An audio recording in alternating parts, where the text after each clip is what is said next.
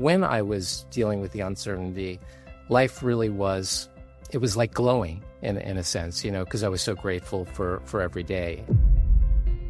Welcome to The Healing Blueprint. I'm your host, Jill Briansky. On this podcast, I speak with experts from traditional and holistic healing modalities. And together, we share insights, tools, and practical guidance so you can create your own healing blueprint. Let's move into today's episode and get started. On today's episode, we are speaking with Dr. Jonathan Carp, who is a dermatologist and does many, many other things, which we're going to get into. Jonathan, welcome to the show. Thank you very much. Nice to be here. Yeah. Can you describe what it is that you do? Sure. Well, I had pretty traditional, conventional medical education. I am from a family of doctors. I guess I should start there. My father was a doctor, an old-fashioned family doctor in a small farm town in South Jersey. He took me on house calls when I was 6 or 7 years old, where we went to small farmhouses. I carried his little black doctor's bag as a young boy, and I modeled my whole career after my father. He really was, I think, one of the last in that generation of people who really saw the body as a unit. And also beyond that, when we went into those farmhouses, he knew the dynamics of the family. He knew what was going on in the family. This was, a period and a time of medicine that just doesn't exist anymore. If they couldn't pay, it wasn't an issue. They gave us a bushel of peaches or tomatoes or homemade lasagna. And it was really a remarkable thing for me to see. And I'm, very grateful for that experience. And, it makes me even emotional just sort of thinking about those times. Anyway, so I then went to medical school, developed an interest in dermatology, did my residency in dermatology. And then in 2004, I had two things that happened to me that were pretty life-changing and also shifted me in terms of my outlook in medicine. The first was I had my own illness. And during that time, there was a great deal of uncertainty. And at that time, I reached out to someone who I had listened, I knew of him. His name was Dr. Gerald Epstein. He was a psychiatrist in New York, and he had a few programs on Nightingale Conant on natural healing. And I felt called to reach out to him during this particular time, because when I was dealing with the uncertainty, life really was, it was like glowing in a sense, because I was so grateful for every day. And when I thankfully got better, that glow sort of went away a little bit as life goes back to normal again. And I reached out to him, and he taught me a technique called of mental imagery, which really allowed me to regain what I felt I had gained during that experience. And I teach that to my patients. So imagination and mental imagery became a part of my practice. And of course, we could talk about that if it's of interest. And then around that same time, I had a patient by the name of Karen, and she came in with the worst skin lupus I had ever seen. I had her on all kinds of medications, organ transplant meds and such, that I thought I was going to kill her just from the medicines, and nothing was working. And we thankfully stopped the medicines, but unfortunately, we didn't have anything to give her. She disappeared for 4 to 5 months, came back, and she was completely in remission. Maybe 95% in remission. And she had changed her diet, and she came back with a stack of journal articles, books to give to me. And I had always an interest in nutrition, but I still was in the conventional frame of mind that this was just sort of one of those things that happens on occasion. And I put those books and articles aside. And it took me a few months just to take them home on one weekend, and I went through them and saw the enormous amount of data and doctor experience behind diet and lifestyle for disease reversal. And that changed my career fundamentally. And from that point in time, as I was learning mental imagery, I was using that. And then I started to use diet and lifestyle for my patients. And oddly enough, not too long after that, I came across these noodles in Japan, and I thought about what those could do for people who are transitioning to eating healthier. I sort of saw it as a food that this traditional Chinese, Japanese noodle could help people while they were transitioning to a healthier diet. So that's sort of the executive capsule summary, so to speak. Thank you for that. Let's see if we can pull this apart just a little bit. So, Yep. do people still come to you as a dermatologist, or have you fully moved over into this nutrition space? No, I still see patients conventionally.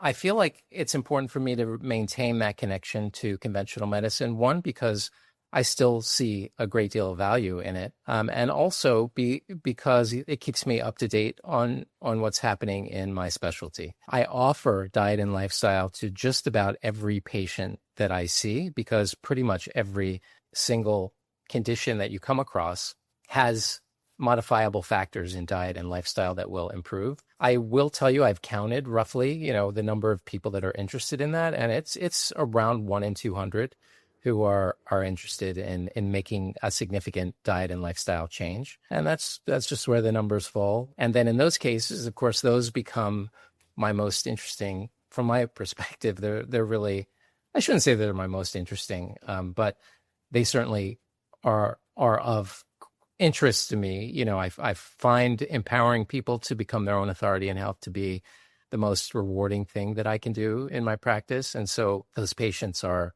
special to me. And then outside of my practice, because I'm running Miracle Noodle, I get consultation requests because of my newsletter and wherever I may be interviewed, like here, for example, for people who are looking for second opinions about various things, or they want to learn mental imagery, or they want to embark on a lifestyle medicine change, a lifestyle and diet change.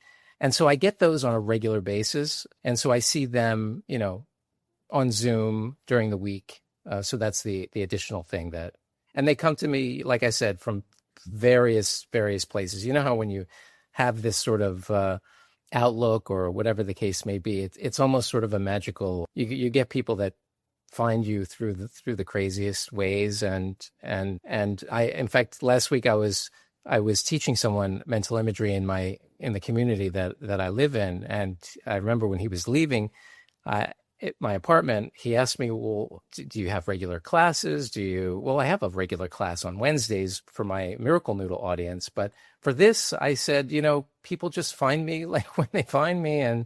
And that's just, I feel like that's just the way that's sort of supposed to go. And it works out really beautifully. This holistic sort of look that you have with your clients and people that are coming to you, regardless of how they find you, do you find that is unique in this space, unique with dermatologists, that you are also diving into nutrition and this mental imagery? The combination, for sure. There is becoming more of an awareness in dermatology of the impact of diet and lifestyle. It's still a very small group of people that are doing anything about it beyond very superficial suggestions. And then the mental imagery aspect, there is a field of dermatology called psychodermatology that looks at the psychological aspects of various skin conditions. And while they don't necessarily employ the type of mental imagery that I'm doing, there is sort of an understanding and a formal sub-discipline that speaks to that. But in terms of the combination of what I'm doing, probably fairly unique. Can you describe how your mental imagery would be different than your colleagues?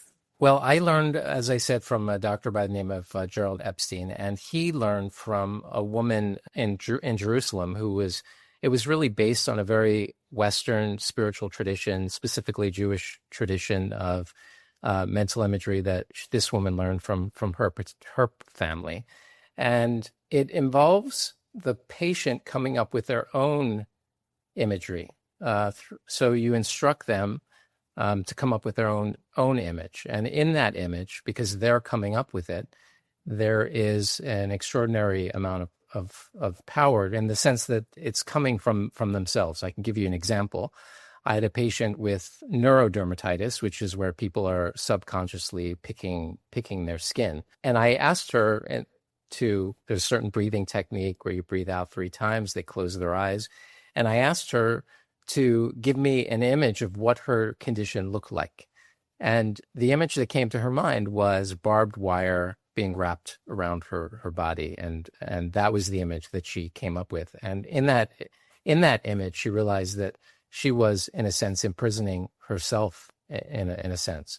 Then I asked her what the opposite of that image is, because in this particular imagery tech practice, we deal with opposites as healing. And of course, we have that in many different healing disciplines, herbs and et cetera, where you're dealing with various different principles of opposites. She came up with the image of smooth bendable glass tubes. That felt really good on her skin. So this came from her. So I gave her the exercise of imagining doing the breathing, and 3 times a day, she would imagine these smooth bendable tubes. And then if she was having any anxiety, to do it with her eyes open, just in her mind's eye. And that was enough to get her to stop. I mean, she basically came back and all of her wounds across her arms and shoulders were healing. That's just an example of a particular type of imagination imagery exercise that I would use in my practice. But there are specific images for things like psoriasis or any other, all kinds of different diseases. One of her students wrote a book on reversing cancer through this practice, and it's a 12-month program that leads you through a series of escalating images that can help with cancer. I've certainly had many patients that I've done that on as well. So it's such a fascinating take on imagery. And I know from my practice, I tell people that the brain doesn't know the difference between something that's happening in reality and something that's happening in our imagination. Mm-hmm. Does your form of imagery utilize that same principle? Definitely. And because you have the patient forming a symbol of whatever that condition or may be, that's coming from the subconscious or unconscious part of them, it has a different resonance with the condition than just imagining the condition itself. So definitely, but through learning the internal language of images. Can you say more about that internal language of images? What do you mean by that? What I mean is that I could give someone a symbol for a condition where they're just imagining the condition, say, going away in their imagination. But if I ask them, for example, I had a little kid on Friday who had come to see me because they've been to many, many doctors for warts on their hands. He had around 12 or 13 hand warts. He tried many different things. So he was 9, and he was willing to, they were open to anything. And actually, there have been many studies to show that even hypnosis can be helpful for warts, because there's a shift in the immune system, even with something like hypnosis. So I asked the little boy, close your eyes, breathe out 3 times. And I want you to imagine your warts going away, but I want you to use something special to get rid of them. And he immediately came up with, oh, I see a laser. And I was like, what's the color of the laser? And he immediately said blue. And so that's what I mean. Like the fact that there's something coming from the patient itself means that it's connected deeper to them, much more so than anything that I could give to them to do. And so now, in this case, I have him just imagining that. I asked them to do it 3 times a day. I don't think they'll do that, but I told him, at least as you're falling asleep, I want you to imagine those blue lasers and see your warts go away. That's an example. I'll give you one more example. I had a patient with metastatic melanoma in her lungs. It had spread to her lungs, and I gave her an image. I said, and this is something that I learned from my teacher for lung conditions. So the patient imagines going down into the lungs, and there's a keeper of the lungs, and you ask the keeper to enter, and then you use your imagination to get rid of the lung tumors. And in this case, what came to her imagination was a character from the Mary Tyler Moore show. There was this woman who had like a mop, and she was, I kind of vaguely remember this character, but however it came into her mind, this is what came into her mind. And so she would imagine the woman mopping up the tumors in her lung. And remarkably, really, really remarkably, she was coughing from all the tumors in her lungs. Her coughing stopped, and the tumors remarkably scarred down, and she lived. She didn't die of metastatic melanoma. And in this case, it was so remarkable that she attributed it to the medication that she was on, which she had finished a year prior. And it's okay. You don't even have to believe necessarily. In fact, my teacher's teacher, one of her relatives, came to her once and said, the imagery really works well, but I don't believe it. I don't believe it at all. And so anyway, the point is that there are things going on when, and through this practice, I might add that the image can develop its own narrative so if you're doing this for a certain period of time, 3 times a day for 21 days, let's say, the image is not the same every day. In this case, sometimes there might have been another character that popped in, or maybe you needed to use your imagination a little stronger to get in some way there. So things can happen during the imagery process over those weeks that is spontaneous in a lot of ways. So that's another additional thing that happens, as opposed to guided imagery where you're leading the person through a specific practice. Yeah, and one might say that what you're talking about is this fluid, dynamic experience that the person has. And as that part of them starts to heal or shift, it requires something different in order to help in that process. Yeah, that definitely happens. The other thing that is different than guided imagery is that the process is very, very quick. You want to get in and get out as quickly as possible. So these exercises don't last more than 30 seconds to a minute at most. And that is because you don't really want your rational minds jumping in and saying, oh, I'm imagining this and that. And that's becoming analytic, and, oh, this image must represent this and that. We're not doing sort of a psychoanalytic analytic exercise of what each image represents. We don't do anything of that sort. It's experiential practice, and you want to get in and get out very quick. Yeah, to avoid the consciousness. That makes total sense to me, because as soon as our consciousness and our brain comes into play, we are off on a different narrative altogether. So you say that this is a quick process, 30 seconds, 3 times a day. How often does it usually take in order for people to see progress? Well, it depends what we're working on. Like if we're working on something that could be, it's usually a 21-day process, but when people respond, it's totally variable. If they're not seeing much of a response, usually after 21 days, we'll take a week break, and then we'll start another series of images if they're open to that. And so they're doing the images. They're also maybe doing some nutritional stuff with it. Yeah, in my practice, I'm always educating on nutritional aspects. So again, not everyone's different in as everyone is different in what they're willing to do, and sometimes they have an interest in something more than something else. Everyone's completely different. Yeah. Is this the type of work you were talking earlier about your Wednesday night sessions? Is this a type of work that you're doing there and the type of information you're giving people? Well, we have what I call Wednesday Night Live for my Miracle Noodle customers, and we have done imagery. We just restarted it during COVID.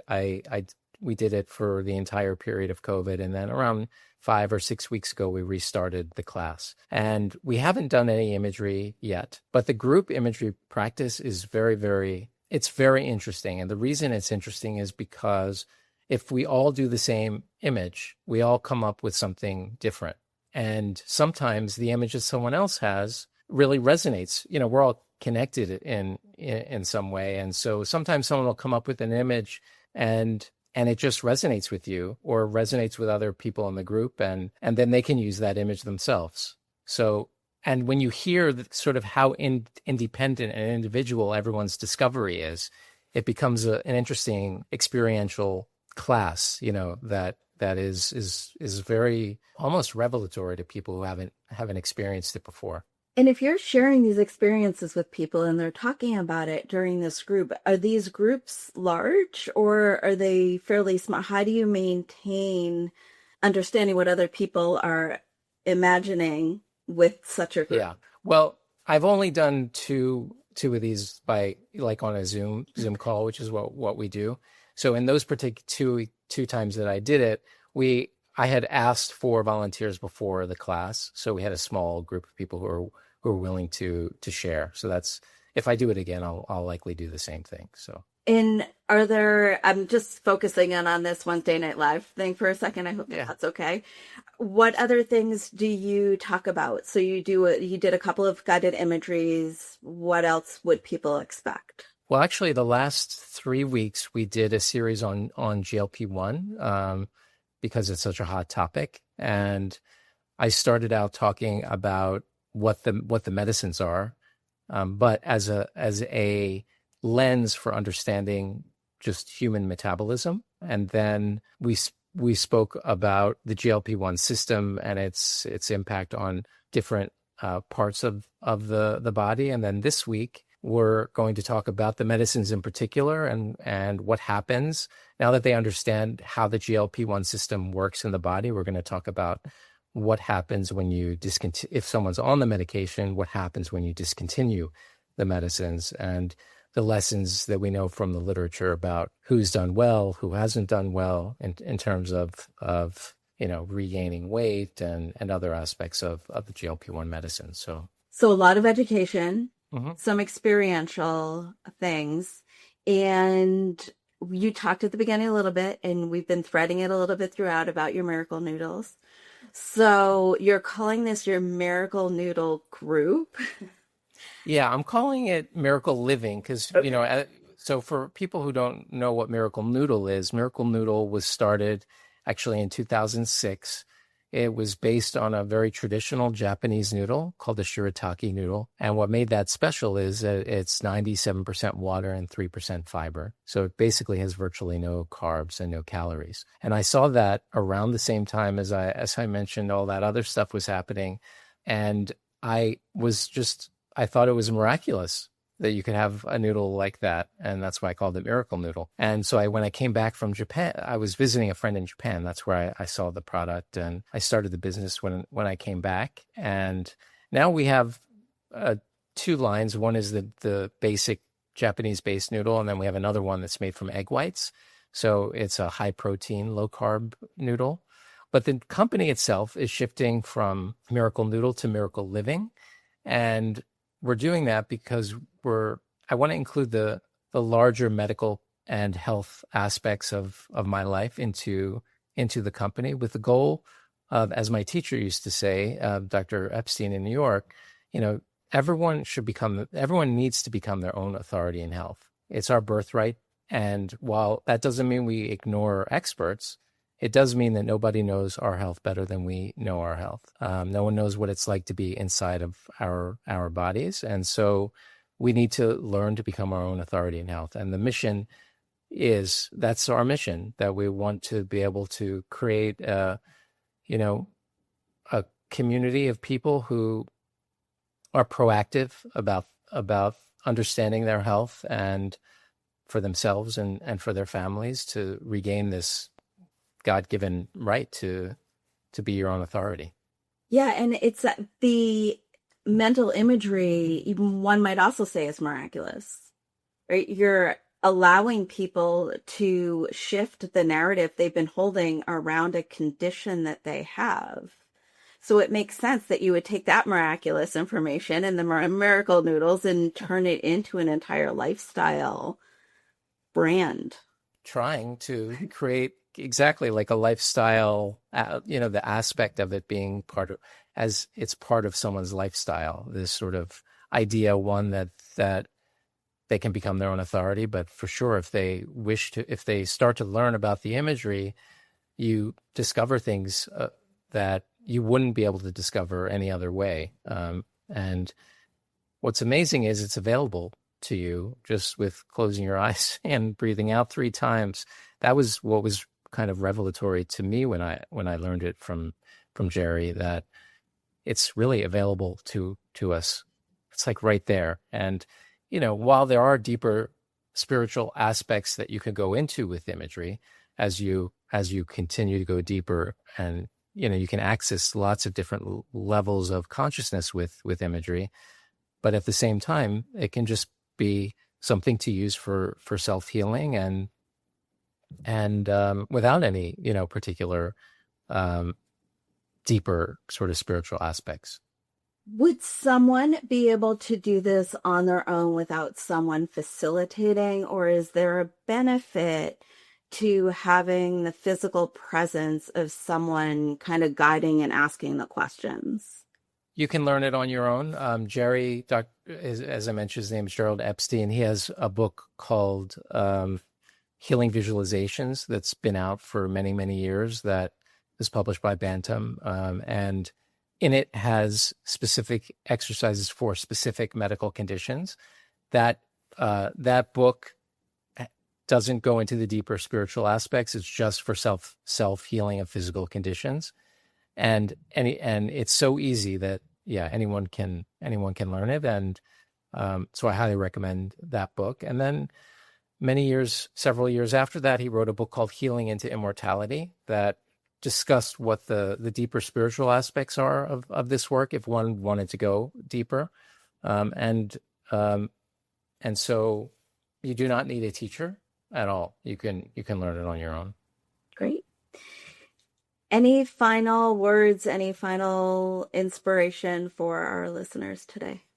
Well, final words, I would say thank you for having me on your podcast. I mean, if any of this resonates with anyone, feel free to reach out to me. And if you're interested, feel free to join us on our Wednesday night live classes, which you can get just by going to miraclenoodle.com. And then messages to leave, only that, to repeat what I mentioned, that is that we all need to hammer in the idea and remind ourselves that we are meant to become our own authority in health. And sometimes we discount our ability because that's how the modern paradigm of medicine is. But life tends to throw people in our path that remind us of that, and just to be awake to the opportunity and the presence of reclaiming, that birthright, which is to become your own authority. Amazing. Thank you so much.